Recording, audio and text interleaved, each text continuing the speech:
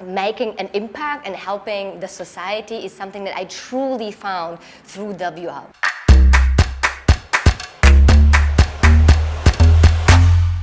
Hello and welcome to our show, Dreams, Passion, and Your Hong Kong Story. Today we have with us one such dedicated, passionate, high-energy businesswoman, Karena Belin. Welcome, Karena, to our show. Thank you, Jaya. What a great pleasure and honor to be with you.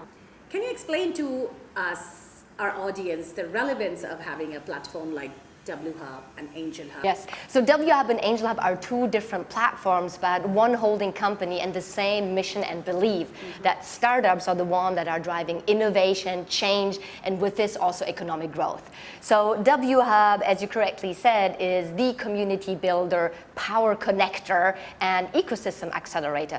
And AngelHub is taking care of that very particular connection, startups to investors and investors also to startup investing opportunity.